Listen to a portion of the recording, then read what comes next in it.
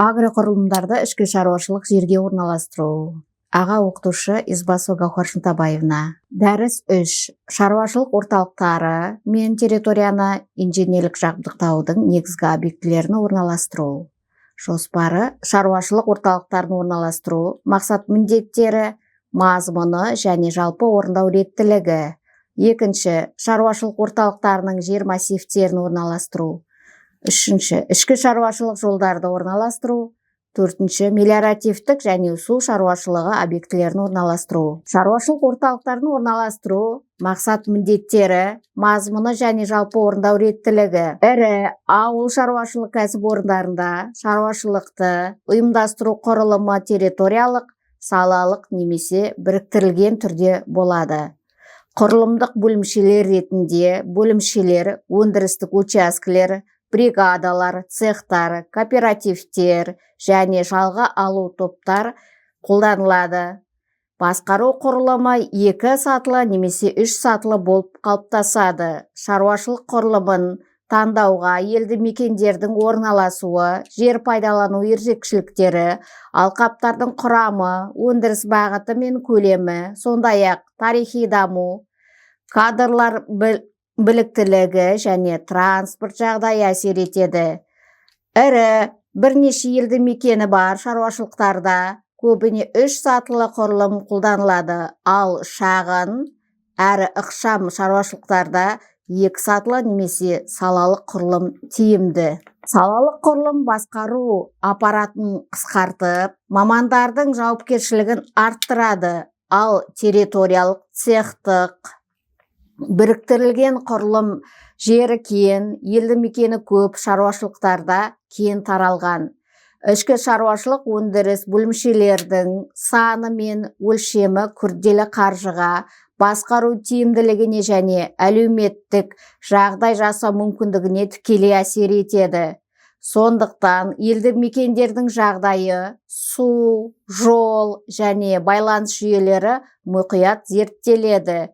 Ішкі шаруашылық жерге орналастыру жобаларында ішкі шаруашылық жолдар, мелиорациялық суару, суландыру, орман мелиоративтік және эрозияға қарсы инженерлік объектілер орналастырылады.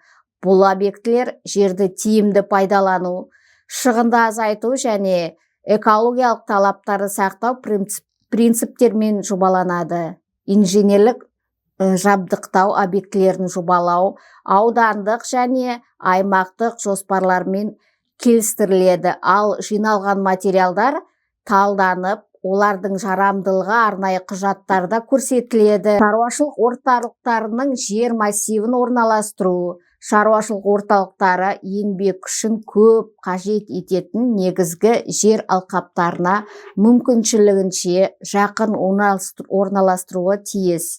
Жер массивтерінің шекаралары белгіленген жағдайда бұл мәселе шаруашылық орталығын жылжыту арқылы шешіледі. Жер массивтерін жобалауда алқаптардың еңбек қорына сәйкестігі, мамандану, мал азығымен қамтамасыз етілу, жердің компактілігі және шаруашылық орталықтарынан қашықтықтарын аз болу ескеріледі. Өндірістік бөлімшелерге орталыққа жақын жерлер бекітіліп, мал азықтық алқаптар сапасына қарай әділ бөлінуі қажет. Шаруашылық орталықтарын арақашықтықтарын орналастырғанда орналастыру әсерін екінші кесте мәліметтері бойынша талдауға болады. Екінші кесте шаруашылық орталықтарын арақашықтық ортасында орналастыру әсері. Шаруашылық орналасуы, бұнда деген ауданы 50.000 гектар жер пайдаланушылықтың территориясындағы орташа арақашықтық шаруашылық орталықтарының саны төмендегідей болады. Квадраттың ортасында біреу 12,8, үшеу болса 7,5, бесеу 5,8. Жақтары бірдей екі тік төртбұрыштың қысқа жағының ортасында 25,1, 14,6, 11,3, жақтары бірде 5 тік төртбұрыштың бұрышында 39,0, 23,0, 17,8. Кесте мәліметтері бойынша шаруашылық орталықтарының саны артқан сайын орташа қашықтық азаяды, ал оларды қолайсыз орналастыру қашықтықты бірнеше есе ұлғайтады. Сондықтан орталықтарды территорияда дұрыс орналастыру транспорттық шығындарды азайтып, өнімнің өзіндік құнын төмендетеді. Бөлімшелердің жер массивтерінің межелері табиғи алқаптар мен бар қондырғыларға сәйкес жүргізілуі тиіс.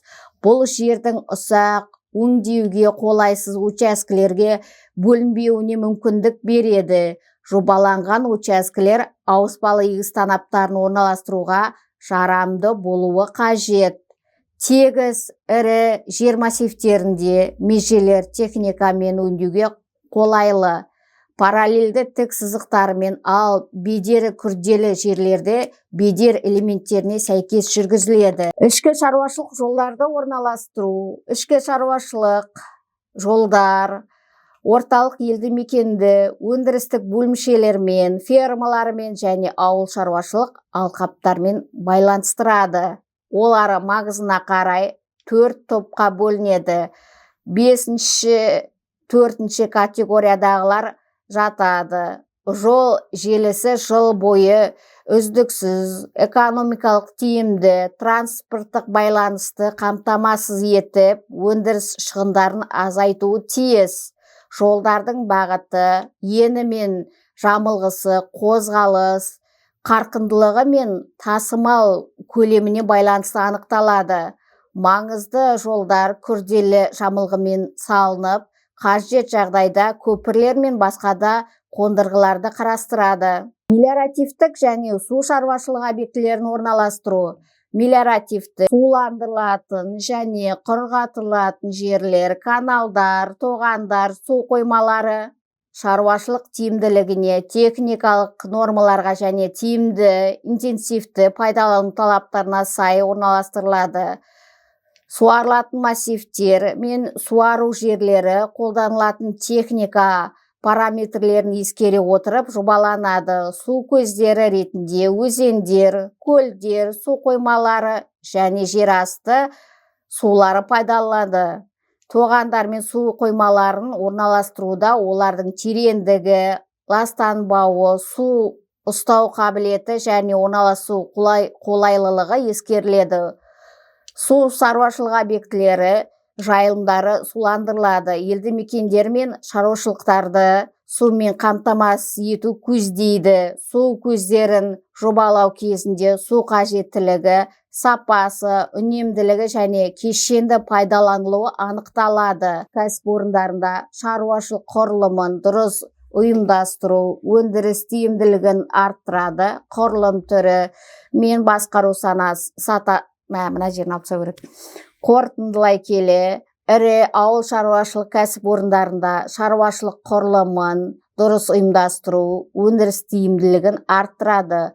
Құрылым түрі мен басқару сатысы шаруашылықтың көлеміне, жер пайдаланылуына, өндіріс бағытына және елді мекендердің орналасуына байланысты таңдалады.